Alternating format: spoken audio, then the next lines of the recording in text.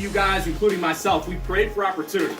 We prayed for opportunity. We prayed for advancement. We prayed for a shot. We prayed for better leadership. We prayed for more money. And guess what? God brought you here. You prayed for it. And He brought you here. Well, prayer ain't a substitute for work ethic. Prayer is not a substitute for discipline. Prayer is not a substitute for you overcoming adversity. Prayer is not a substitute for you having a good attitude. Like, you still got to go to work. You still got to apply yourself. And so have you thought about, with all the opportunity that this company gives us, have you really thought about the advantage of being great at what you do here? Have you thought about the advantage of increasing your skill set? Have you thought about the advantage of maybe working a little harder? Have you thought about the advantage of getting time with top leaders in this entire company? And if you just allow your skill set to just sit there, if you just allow things to be prayed for, but never go do it, there's a cost to doing something, and there's a cost to doing nothing. And the cost of doing nothing, a lot of times, costs you way more. And I can tell you that the stuff that I don't want to do, waking up at 5 o'clock in the morning this morning with a pounding headache, I didn't want to go to work out. But it's the stuff that we don't want to do that I can tell you that if you attack it, that's what's going to generate you more growth. So let me ask you this question. When was the last time that you had something in front of you that you didn't want to do and you said, I'm going to do it because that's what's going to cause me growth? Our minds are conditioned to do what's comfortable. So don't ask for things to be easier. You got to ask yourself to be a little stronger. You got to ask yourself to be a little tougher. You got to look at the thoughts that are coming into your head and understand that they're trying to get you off path. They're trying to get you off course. And so if you're not willing to stand up to your mind and stand up to your thoughts, I'm going to tell you, they're going to run your life. I was reading Proverbs this morning, Proverbs 4:23. It says, be careful what you think because your thoughts control your life. Your thoughts can have gotten you to where you are today. But here's good news. Your thoughts are going to get you to where you want to be. Nobody wants to tell you this. We all want to be told that we're being great, but everybody's got a coach.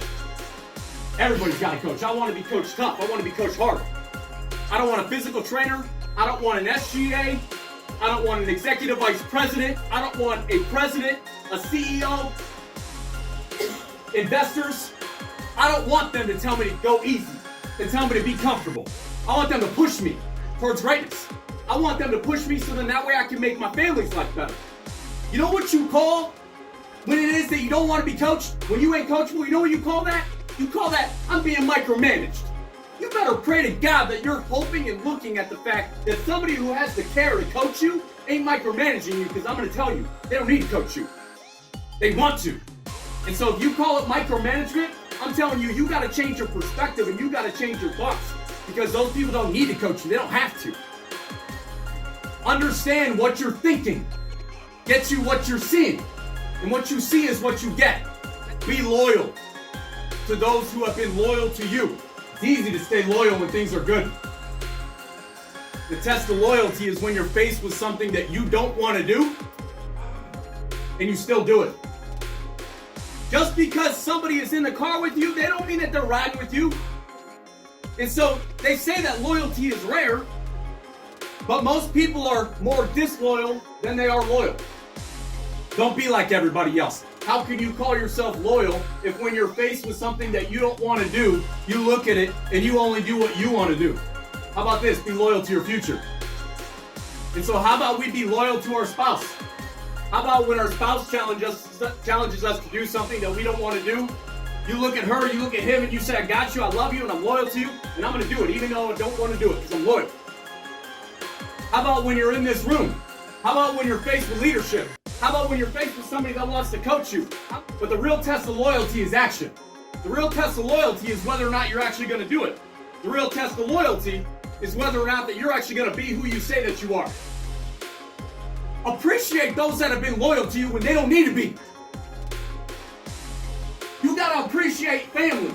You got to appreciate people that care about you, that give when they don't need to, when they have valued you to the point in which they bring you in which they give. You got to recognize people that care about your family and care about you and try to put you in a position to win. I'm going to tell you that snakes attract snakes, dogs attract dogs. And the loyalty that you bring will end up creating more loyalty. And so the only way to see well done is for you to start from rare. So you got to be rare. Stay blessed, stay loyal, stay rare.